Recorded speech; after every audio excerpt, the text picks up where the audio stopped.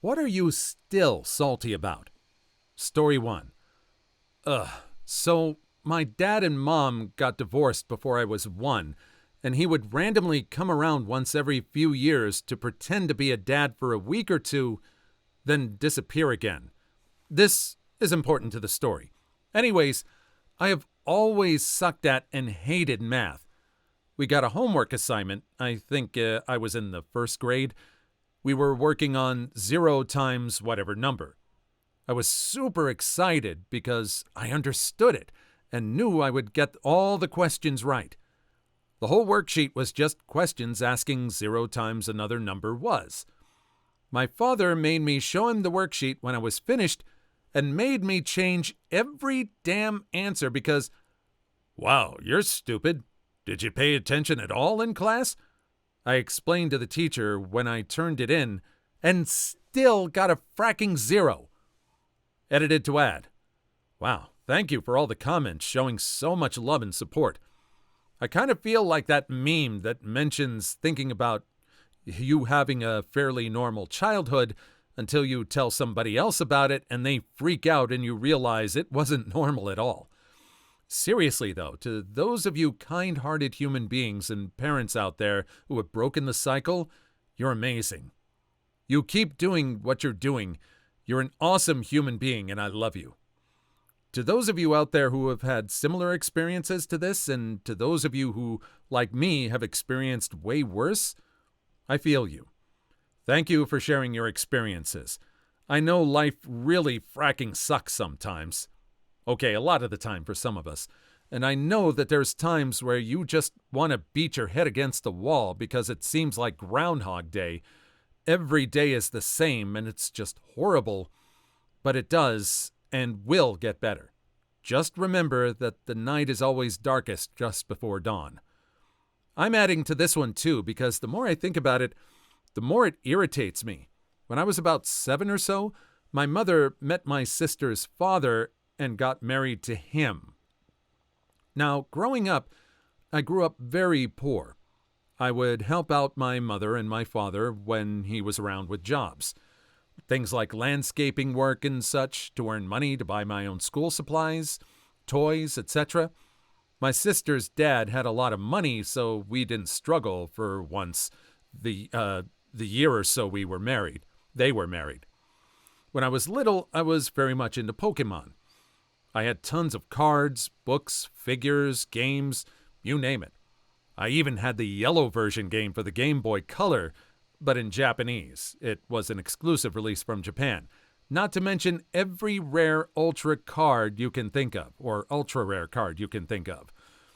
A lot of it was stuff I had bought myself, or was a very, very rare gift given by family.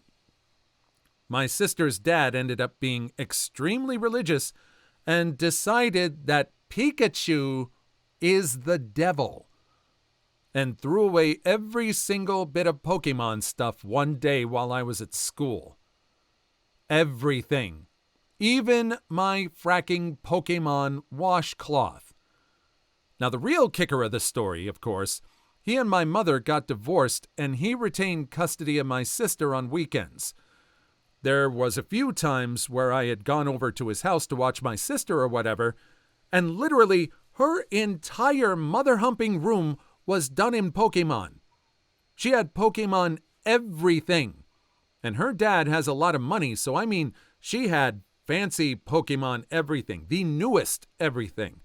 The cherry on top was that my sister barely knew what Pokemon was. We are 7 years apart. I still wonder if he did that.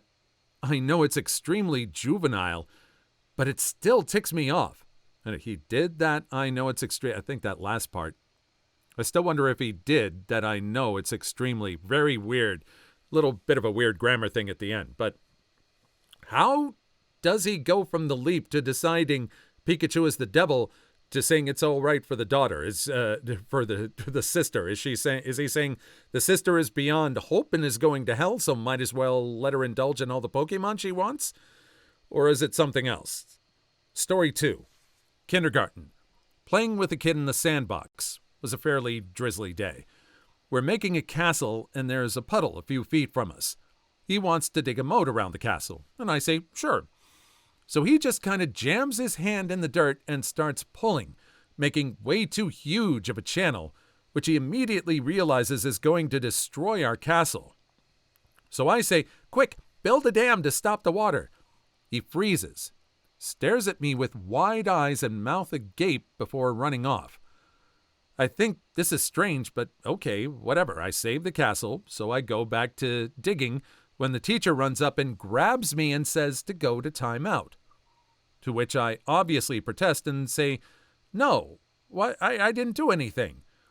She then immediately says she knows I said a bad word and to not try and lie, to which I am again confused and say I did not.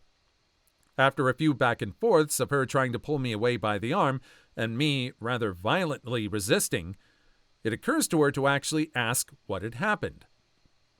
I will explain this story. I still remember her face kind of dropping, realizing the other little smeg thought I said damn instead of damn, and then immediately ratting on me. Tries to say, well, maybe we use a different word, to which I again vehemently protest against because no, that is the correct word for such a situation and that's just how it works, and it's his fault for not knowing the word, etc., until she finally gives in and explains to the kid that I did not swear and that no one likes tattletales. I am in my 30s and on the other side of the country, and I still remember this as the very instance in which I gazed upon my fellow man and wept, for he is stupid. This story is like an allegory for all of humanity. I love it. Reminds me of one of my painful childhood memories. Back in grade school many years ago, my very religious teacher believed that darn was basically just another way of saying damn, making it equally blasphemous. I was not aware of this. So the young Turk remarked in anger one day that he had just tripped on the darn rug. Miss Holier Than Thou says, Turk, what did you just say? I had a reputation for being the good kid, the one who never gets in trouble, the one all the teachers love. So my brain quickly scrambled to process the last few minutes. What have I done? What did I say? Then it hit me. She must have thought I said, damn rug. So I hurriedly said, no, I would never say that. I said, darn. Turk McGill, stop this instant. Completely panicked that she wasn't understanding me, I shouted, no, I'm not saying that other word. I'm saying darn. It's been a long time, but I think she actually put her hands over her ears and sent me to the principal's office. The first time for such a thing. I tearfully explained what happened. And then I said, darn, but she thought I said the other word, but I didn't. I just said, darn. I said, darn, bawling. He politely explained that Miss Holier Than Thou feels that is a bad word, and he told me to go back to class and apologize to her and not to use that word again. Oh, I feel so much pressure having to go through these scripts and having to swap out words on the fly for words that are not going to trigger the algorithm and everything. I sort of feel the pressure this kid is feeling after figuring out that he cannot even say darn. Frustrating. But growing up, I mean, I think that's really going to backfire after the kid grows up and probably launch a whole thing in the other direction where he's just going to say all the swear words. Story 3. The first day of 8th grade, my best friend and friend group informed me that they would no longer be my friend. To this day, 20 years later, I still don't understand how or why things ended up that way. I can only guess because I was the shy nerd of the group and they were trying to fit in with the cool crowd. Regardless, it was a miserable experience that left me with quite a few trust issues. Edit. Wow, I never expected this to blow up like it did. Thank you for all the comments and my first awards. OMG, I had almost the exact same thing happen to me, only it was a few months into 8th grade, not the first day. I totally understand your struggle. That smeg fracking hurt. It's been close to 20 years for me too, but I'll never forget the anxiety I felt at school every single day trying to have a social life. Nor will I forget the pain of being an awkward 13-year-old girl and losing my BFF since 3rd grade, all because she decided to listen to the pretty girls who told her she'd be more popular if she didn't hang out with me. We remained in the same friend circle to some extent through high school, though she and I were never quite as close as before. Icing on the cake? A couple years ago, I found out that during our senior year, while she had a long-term boyfriend, she cheated on him and smashed his best friend, the guy I was madly in love with at the time. Curse you, Jen. Ooh, that hurts. It seems like the girl who dumped the BFF just learned to be callous. It doesn't sound like she was any more empathetic at all. I wonder if there was anything more that happened later on. I wonder if this original person just forgot about her and just lived her life and got past high school politics. I hope she did. Story 4. When I got my first car, a really old one, my dad told me I would be responsible for gas money, and he would take care of the maintenance. After a while, my brakes would make funny noises, and I told my dad. I reminded him every once in a week, maybe half a year, and he always told me, yeah, I got it, I'll handle it. My boyfriend at the time wouldn't let me drive it any further because he was concerned for my safety, so boyfriend, had a mechanic look at it. The mechanic told me that if I would have come sooner, it would have been a €50 bill to take care of it. But over time, the brake got more and more damaged, and by then it would have been over €800 for the repair. When I told my dad, he just said that there's no way that he would spend so much money on a car that had maybe €500 value left. I ended up selling the car for scrap value. That was 10 years ago, and I still bring it up to my dad sometimes. If he would have just did something when I first told him, it would have been so cheap and easy. Story 5. In a 5th grade science test, the question was, are there any stars in the solar system? I answered yes. Teacher marked it wrong. I went up afterwards and said, what about the sun? He said he meant that all the other stars are not in our solar system and kept it marked wrong. Although I'm harboring this for 50 years now, he was all around one of the best teachers I ever had and just passed away a week or so ago. But damn, that should have been marked right. I did gymnastics as a 14-year-old and was training with some other kids.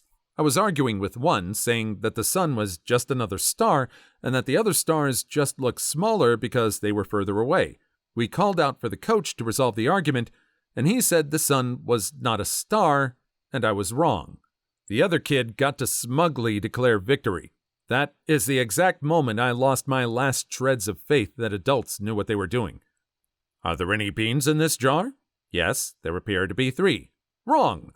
I meant all the beans that are outside of the jar. You see, if you exclude all the beans inside the jar, there are no beans in the jar. You sure are stupid. Story 6. Came second in the food tech competition. Made a lovely main course, then langue de chat biscuits with lemon posset for dessert. I made this dessert because the judges prior to this day told us, don't make a cake for dessert. Guess what won first place? A fracking cake. Reminds me of the time my high school chamber orchestra participated in a music competition. We worked our tails off learning Shostakovich's Quartet No. 8, which if you don't know it, crazy hard to play, not least because it includes certain musical dissonance that doesn't come naturally to people. And we seriously nailed it. We show up to the competition only to discover that nearly everybody else had chosen easier, more melodic pieces, with a solid third of them all playing Tchaikovsky's Serenade for Strings. Not only did we not win any of the top spots, several of which went to people playing that damn Tchaikovsky, but our judges were writing notes about how the music sounded evil. Seriously, who marks down a chamber orchestra because you think the composer wrote evil music? Imbeciles. This music competition couldn't have been that great if their judges were penalizing dissonant compositions played well. My guess is that none of them were actually musicians and probably just someone's relative with free time. Also, congrats on performing such a challenging piece in high school. You reached a mastery with your instruments that very few people do, even over a lifetime. I loved singing in choirs through high school. We went through a competition in Reno, Nevada. We sang pieces that were challenging, but every other choir was singing Birdland by Manhattan Transfer because the arrangement had just come out. Everyone nailed it. It was train wreck performance after train wreck performance. We took second place. Whoever was third, I remember that they didn't do Manhattan Transfer. Thankfully. Story 7. That my 6th grade teacher refused to believe I had no idea the dude sitting behind me was copying my answers on the test. This one hits home. Me and another kid in 6th grade both got 100% on our quiz, so our teacher figured we must have cheated. Both of us were perplexed. The quiz just wasn't that hard, but she was having none of it. I remember begging her in the hallway, literally sobbing, to not give me a 0 because I didn't fracking cheat, and I was a straight A student. She gave me the 0. I stopped caring about A's on that very day. Edit. Mom did fight her. I just didn't remember it. Still mad, though. Ooh, I'd lose my cool as a parent. I'd show up and ask for her proof. Damn power-tripping saboteur. This happened to my best friend. Someone copied his answers, and he got detention, and the kid didn't. My friend has never gotten in trouble at school, and the kid who copied was like 90% of the way to getting expelled. Please like and subscribe if you made it this far. I hope you'll enjoy the rest of the video and have a wonderful day. Story 8. When I was in high school, I was occasionally allowed to drive my family's third car. It had a slow leak in one of the tires, so we were all supposed to check the pressure and put air in it if we needed to. I picked up a friend to go to a movie, and when we came out, one tire was completely flat. It wasn't the one with the leak, so I put the spare on and drove home. I got absolute hell from my parents about it. How irresponsible I was not to check it. I'd have to pay for the repair. Why didn't I call roadside assistance, etc.? Took it to get fixed. Repeated the whole lecture as we're dropping it off. And the tech who did it called my mom and told her he'd found a nail in the tire, and there was no way I could have seen it coming. She refused to apologize, and I still had to pay for it. That's not even bad parenting. That's just bad personing.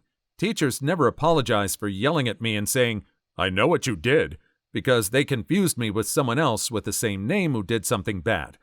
Kicking some giant chess pieces over. Story 9. 20 years ago, I had 3 friends show up at my house, and when they left, my wallet with $80 in it was missing.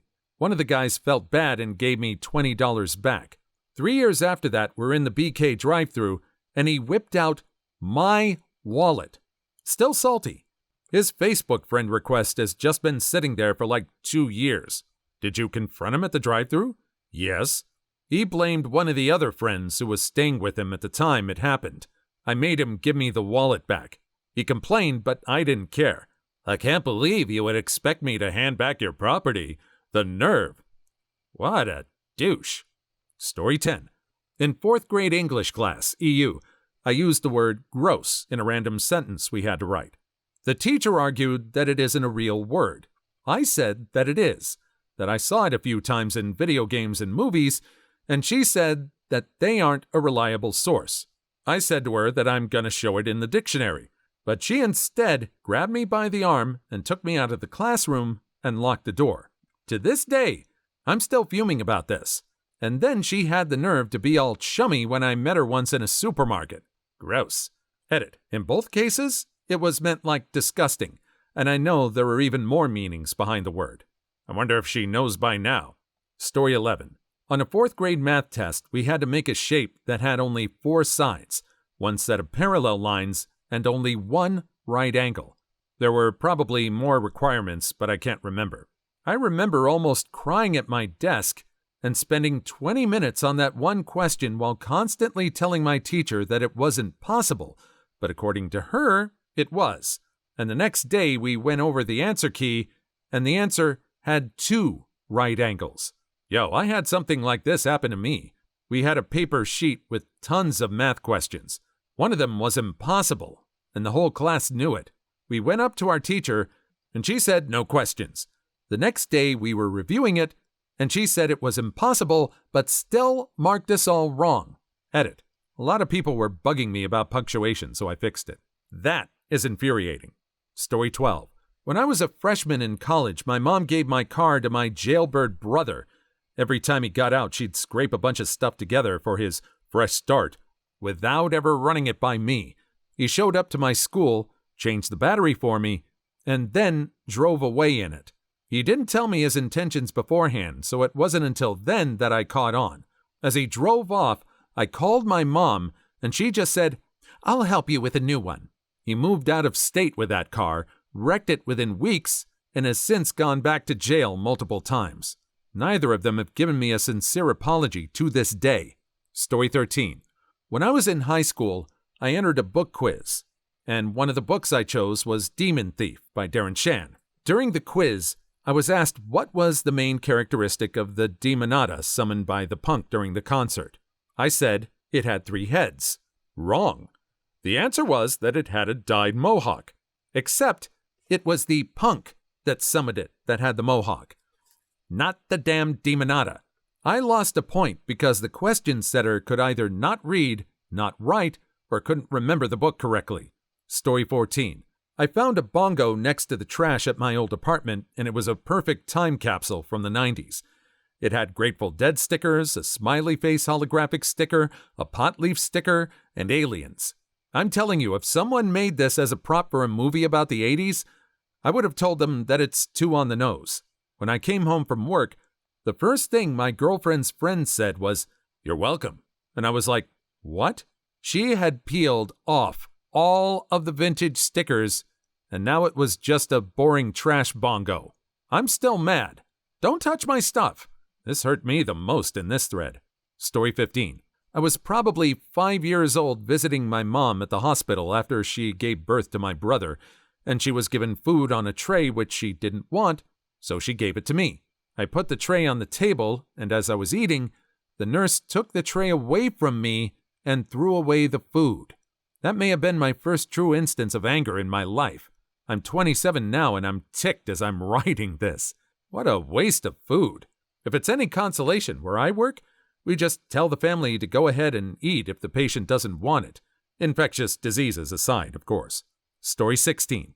3 months ago, I went on maternity leave. The woman hired to cover for me was being paid $3 more than I'm currently paid.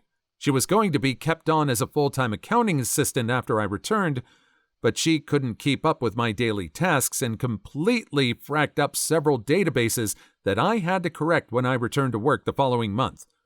When I asked for a raise, they offered me 50 cents after telling me how crucial I am to the structure of the company. Needless to say, I'm looking for a new job. Story 17. When I was in high school, someone tagged up the school. They announced that there would be a reward for anyone who rats anyone out. I get called in the office and find out I'm suspended for vandalization. I didn't do it and had no idea who. 4 days later, I'm allowed to come back to school because they found out who actually did it. I just got an apology. Public humiliation, private apology? Story 18. Being charged $1,000 for a battery and alternator change. They also destroyed my starter motor in the process and rounded a bunch of my bolts. They left tools in the engine bay. I don't even have that car anymore, and I'm still salty. Curse you, Midas. Story 19. Me and some others in primary school were saying the biggest numbers we knew of. Everybody was saying like 100,000 and a million, and then I'm like, 1 trillion, and they refused to believe it was a real number. Story 20. When my mom put my sister's name on my birthday cake. Later that night, I also walked in on my parents getting their freak on. Pretty horrible way to turn 13. Still angry. Please leave your story in the comments. I would love to make a video on them in the future. Also, don't forget to like and subscribe.